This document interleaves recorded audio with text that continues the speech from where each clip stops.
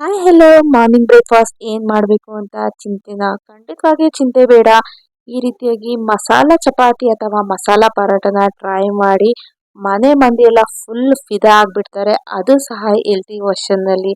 ಹೌದು, sweet ಪೊಟ್ಯಾಟೋನ use ಮಾಡಿಕೊಂಡು ಮಾಡಿ ತುಂಬಾನೇ ಈಸಿ ಮಾಡೋದು ಮತ್ತು ಅಷ್ಟೇ ಹೆಲ್ತಿ ಕೂಡ ಆಗಿರುತ್ತೆ. ಬನ್ನಿ ನೋಡೋಣ ಯಾವ ರೀತಿಯಾಗಿ ಮಾಡಬೇಕು ಅಂತ. ತಿಂದರೆ ತಿಂತಾನೆ ಇರಬೇಕು ಅನಿಸುತ್ತೆ, ಅಷ್ಟು ರುಚಿ ಅಷ್ಟು ಸಾಫ್ಟ್ ಆಗಿರುತ್ತೆ. ನೀವು ಮಾರ್ನಿಂಗ್ ಮಾಡಿ ಮಧ್ಯಾಹ್ನ ಅಲ್ಲ ಸಾಯಂಕಾಲ ತಿಂದರೂ ಅಷ್ಟೇ ಸಾಫ್ಟ್ ಆಗಿರುತ್ತೆ. ಮೊದಲಿಗೆ ಸ್ವೀಟ್ ಪೊಟ್ಯಾಟೋನ ಚೆನ್ನಾಗಿ ವಾಶ್ ಮಾಡಿಕೊಂಡು ನಂತರ ಚಿಕ್ಕ ಚಿಕ್ಕದಾಗಿ ಪೀಸಸ್ ಮಾಡ್ಕೋಬೇಕಾಗುತ್ತೆ. ಅದನ್ನು ಕುಕ್ಕರ್ನಲ್ಲಿ ಸ್ವಲ್ಪ ನೀರನ್ನು ಹಾಕಿ ಲಿಡ್ ಕ್ಲೋಸ್ ಮಾಡಿ ಒಂದು 3ರಿಂದ 4 ವಿಷಲ್ ಬರೋ ಥರ ಬೇಯಿಸ್ಕೋಬೇಕಾಗುತ್ತೆ. ಈಗ ವಿಷಲ್ ಬಂದಿದೆ. ಇದು ಪೂರ್ತಿಯಾಗಿ ತಣ್ಣಗಾದ್ಮೇಲೆ ನಾನು ಇದರಲ್ಲಿ ಒಂದು 6ರಿಂದ 7 ಪೀಸಸ್ ಅಷ್ಟು ಸ್ವೀಟ್ ಪೊಟ್ಯಾಟೋನ ತಗೊಂಡು ಚೆನ್ನಾಗಿ ಸ್ಮ್ಯಾಶ್ ಮಾಡ್ಕೊಳ್ತಾ ಇದ್ದೀನಿ. ನಾನಿಲ್ಲಿ ಸಿಪ್ಪೆ ಸಮೇತ ಚೆನ್ನಾಗಿ ಸ್ಮ್ಯಾಶ್ ಮಾಡ್ಕೊಳ್ತಿದ್ದೀನಿ. ನೀವು ಬೇಡ ಅಂತ ಅಂದರೆ ಸಿಪ್ಪೆನ ರಿಮೂವ್ ಮಾಡಿ ಸ್ಮ್ಯಾಶ್ ಮಾಡ್ಕೋಬೋದು. ಇದನ್ನು ಪಕ್ಕಕ್ಕೆ ಎತ್ತಿಟ್ಕೊಳ್ತಾ ಇದ್ದೀನಿ. ಮತ್ತೊಂದು ಬೌಲ್ನಲ್ಲಿ 1.5 ಕಪ್ನಷ್ಟು ನಾನು ಗೋಧಿ ಹಿಟ್ಟನ್ನು ತಗೊಳ್ತಾ ಇದ್ದೀನಿ.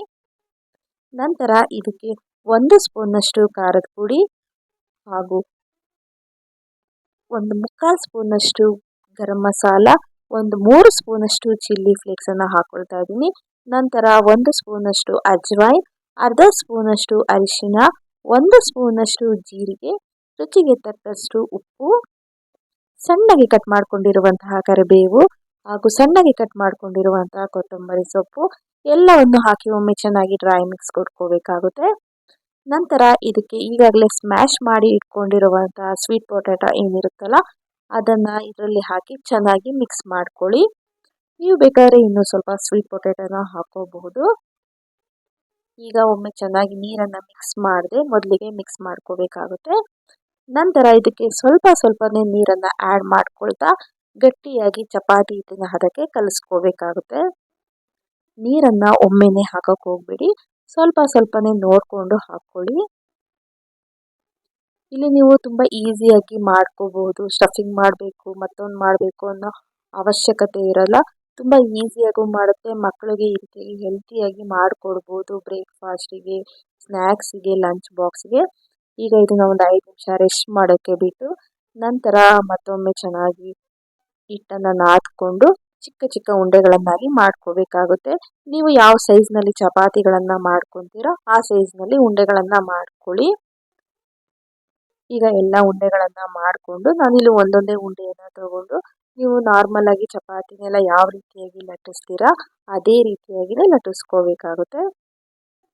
ನಾನು ಇಲ್ಲಿ ಸ್ವಲ್ಪನೇ ಹಿಟ್ಟನ್ನು ಹಾಕೊಳ್ತಾ ಚಪಾತಿ ಹಿಟ್ಟಿನ ರೀತಿಯಾಗಿ ಲಟ್ಟಿಸ್ಕೊಳ್ತಾ ಇದ್ದೀನಿ. ನೋಡ್ತಾ ಇರ್ಬೋದು ಎಷ್ಟು ಚೆನ್ನಾಗಿ ಬರ್ತಾ ಇದೆ ಅಂತ.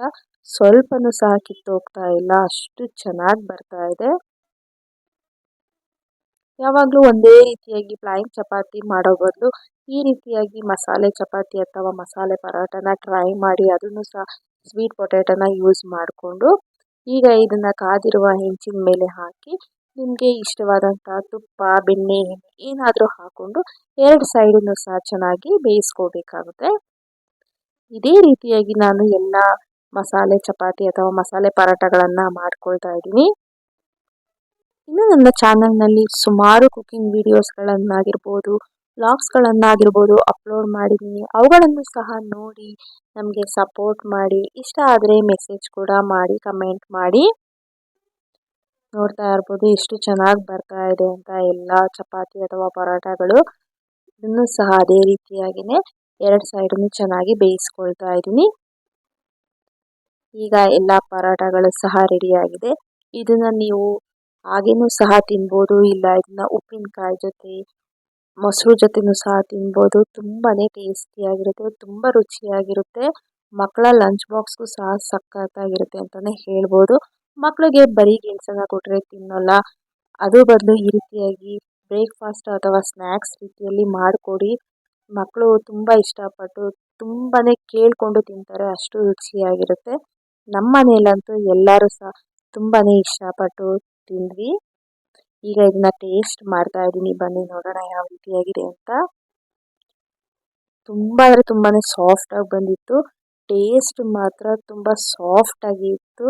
ನೀವು ಸಹ ಖಂಡಿತವಾಗಿಯೂ ಒಮ್ಮೆ ಟ್ರೈ ಮಾಡಿ ಹೇಗೆ ಬಂತು ಅಂತ ನನಗೆ ಕಮೆಂಟ್ ಮೂಲಕ ತಿಳಿಸಿ. ಹೀಗೆ ಸಪೋರ್ಟ್ ಮಾಡಿ. Thank you so much and bye.